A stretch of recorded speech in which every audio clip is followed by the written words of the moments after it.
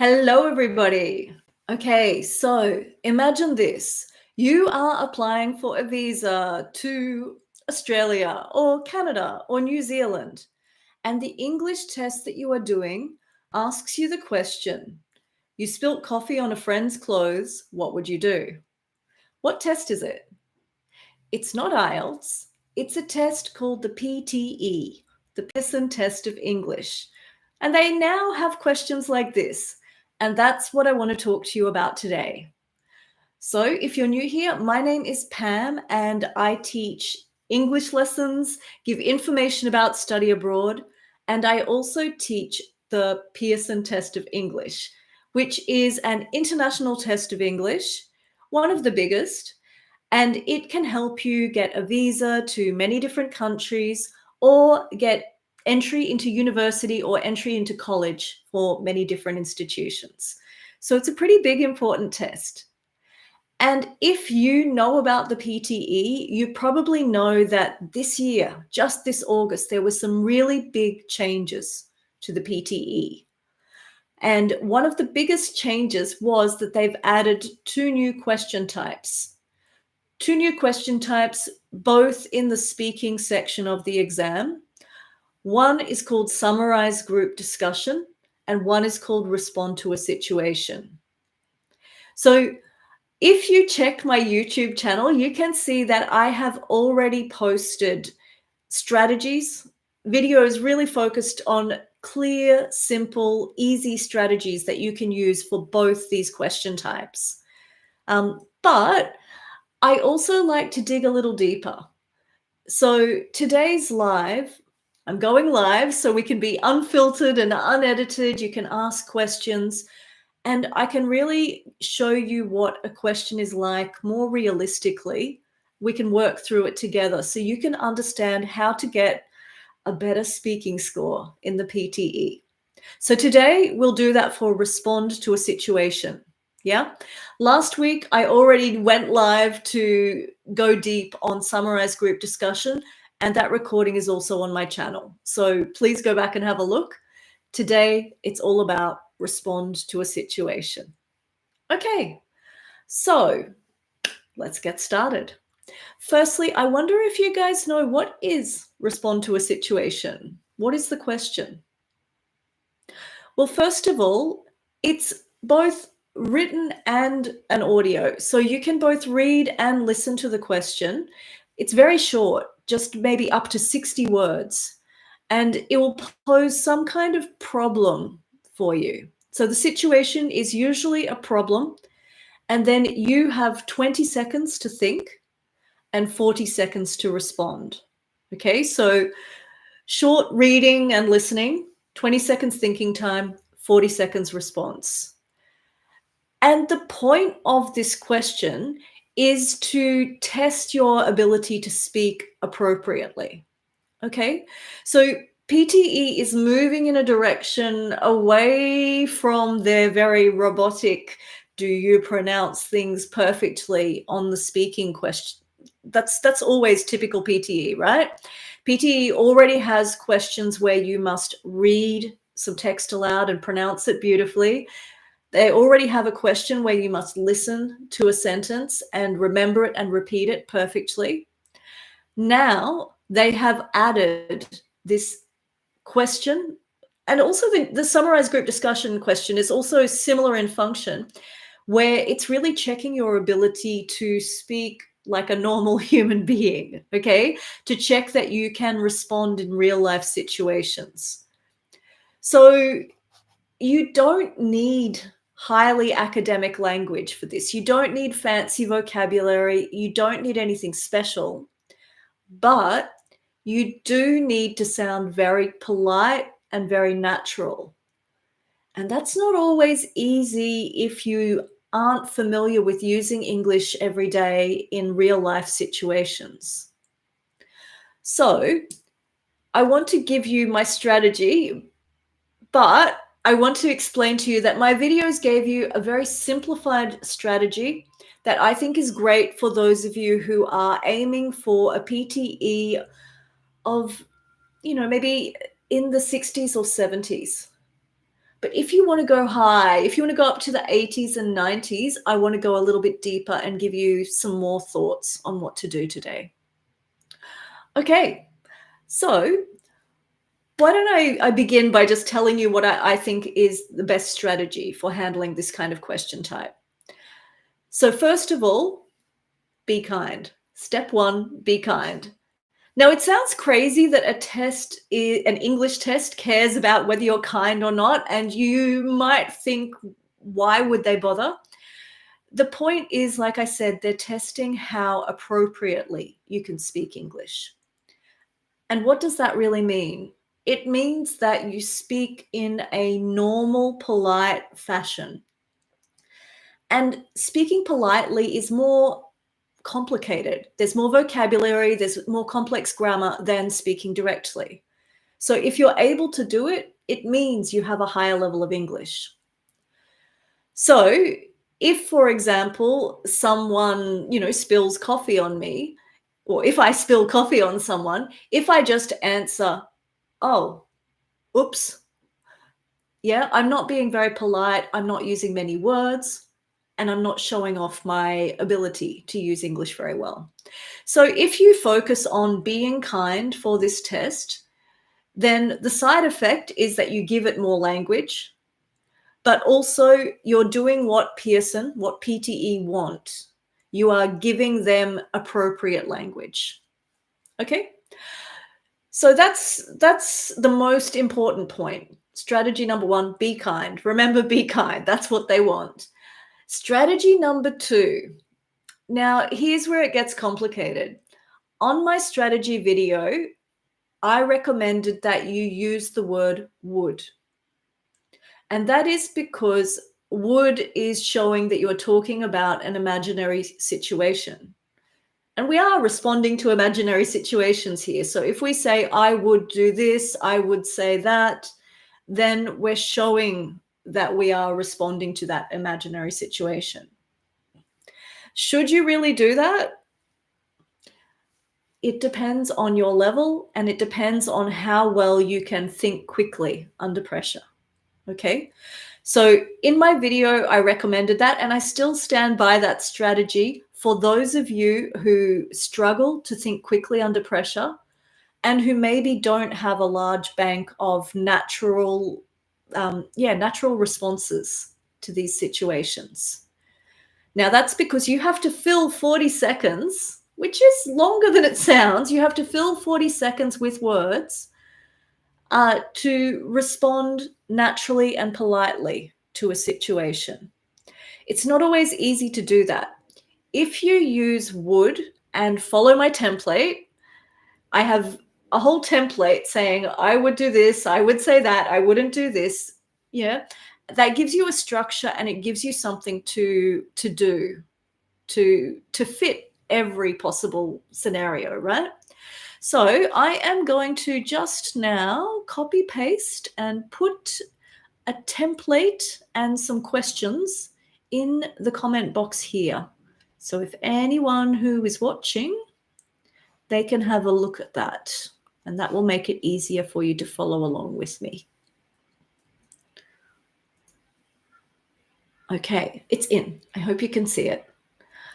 All right, so you can see there, I'm just going to read it along with you.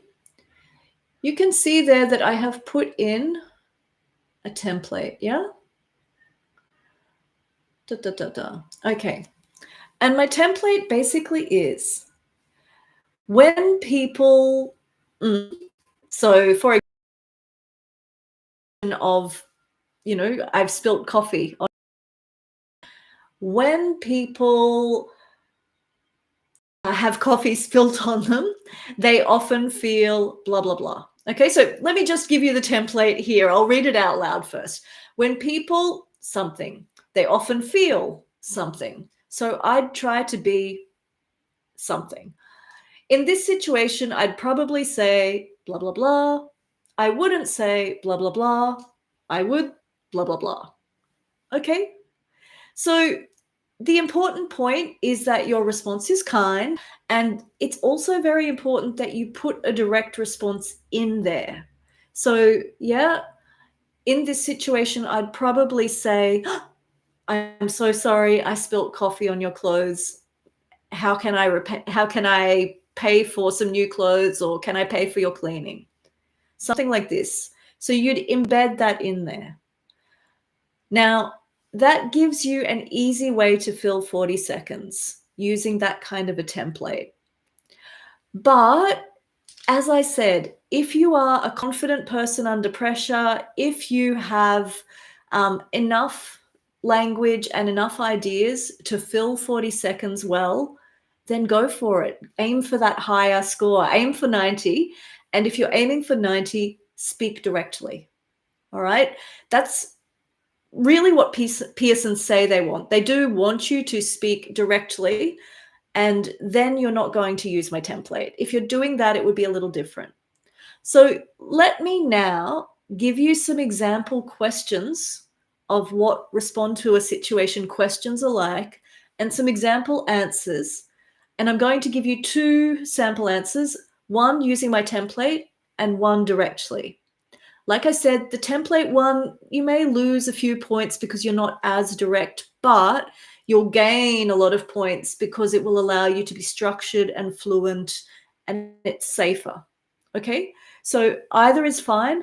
If you have the confidence, go for the second one. All right, so let's look at the first example question. What have I got here? Da, da, da. Okay. Example number 1. All right. Your friend invites you to dinner, but you already have plans. What do you say? What would you say?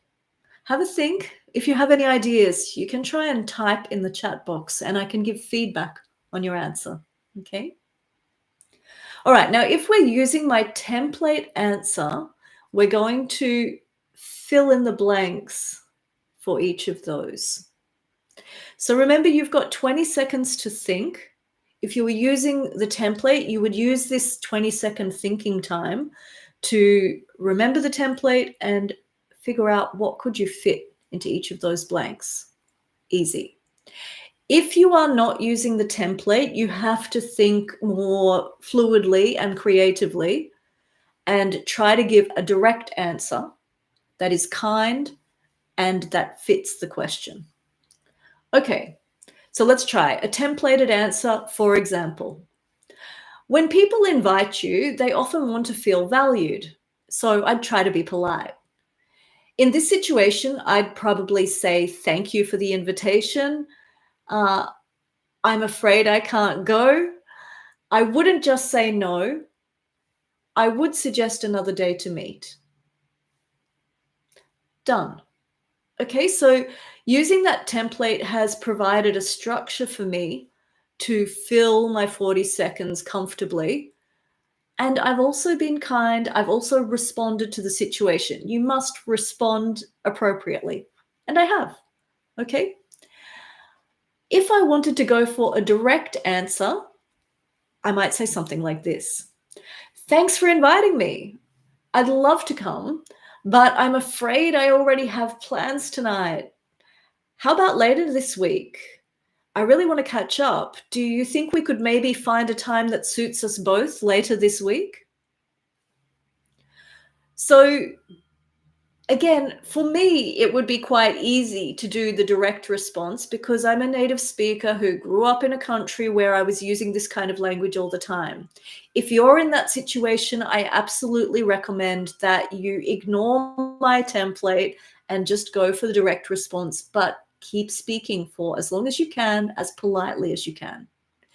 If, however, you are someone who doesn't have a bank of natural phrases in your mind, I'm quite sure you'll get a better score if you use the template, okay? Because it leads you in a way where your English will be correct, so you'll get good scores for grammar, you'll get better scores for fluency because it will keep you talking, better scores for pronunciation because it will help you be smooth, and good enough scores for content because you're still being appropriate. Okay, let's go on to the next one. Example number 2. All right, I'm not getting any questions in the comment box today, so we can fly through this, I think. If anyone does want to ask anything, feel free. I am always happy to answer. And I'd also like to let you know that I go live on Instagram every Sunday night. So check my Instagram page. It's also at Neo English with Pam. I'm at Neo English with Pam on YouTube, Instagram, Facebook. Check out my stuff and come join my lives. They're just general English lessons on Instagram. Here on PTE, I'm more focused. Here on YouTube, I'm more focused on PTE. But I also do YouTube shorts that are the same as my Instagram reels, which are generally short snippets about English, everything you need to know about English. Okay, so let's go on to question number 2 of respond to a situation. Okay, so remember, you would both see the question and hear the question. And in this case, question number 2, you work for a delivery company. A customer complains to you that your delivery was late. They are angry. What do you say? Now you have 20 seconds to think. And at the end of that 20 seconds, you'll hear a beep where you have to give your 40-second answer. Okay, so in this 20 seconds, you are deciding, do I need the structure of the template, or can I fill 40 seconds by responding to this situation? Now, obviously, to respond to this situation, to be kind, you need to say sorry. You're late with a delivery, so you're going to start leading with an apology. Can you apologize for 40 seconds? If you can, do the second answer. If you can't, follow my template. So let me go. Here's a templated answer for you. When customers complain, they often feel frustrated. So I'd try to be understanding. In this situation, I'd probably say, I sincerely apologize for the late delivery. Let me check what happened and fix this for you. I wouldn't ignore their problem. I would check the order details and promise to fix it.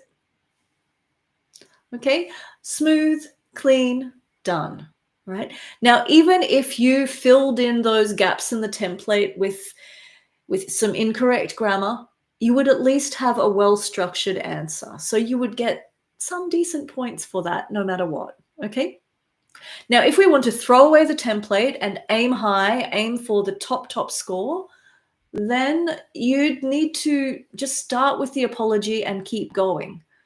So let me give you an example of what you might say. For example, I sincerely apologize for the late delivery. Let me check what happened. I'll look into it thoroughly and make sure this is sorted out. We'll make sure your next order is on schedule. Is there anything else I can do to make it up to you? Now, that, to someone who uses English for spoken English in an everyday situation sounds very easy. For those of you who don't, there are a lot of phrasal verbs that are almost necessary in that kind of a situation. So if you want, I'll just quickly look at those and make sure you're aware of the meaning. Does everyone know what look into means? Look into is a phrasal verb that means investigate. Okay, so we wouldn't usually say, I will investigate the situation, because it sounds robotic. And that's the kind of thing that PTE is testing for. So they want the phrasal verbs here. All right. In a lot of the rest of PTE, because it's more of an academic test, they often want those fancy words like investigate. But for this question, they're testing language appropriacy, natural English, how you speak. You need your phrasal words. Okay, that's what people would say. I'll look into it. Yeah, I'll investigate, I'll check, I'll find out. Okay, what other phrasal verbs did we have here? Let me remind myself. Sort it out. Yeah, I will sort it out. Sort means to put things in different categories. And if we sort something out, we are organizing it. All right, we are fixing something. So I'll sort it out for you means I'll fix it for you. But it sounds more natural. It's what we would usually use in this kind of situation. So I'll sort it out, or I'll make sure it is sorted out. Put it in the passive there. Okay. And what else do we have? Is there anything else I can do to make it up to you? Make up. Yeah?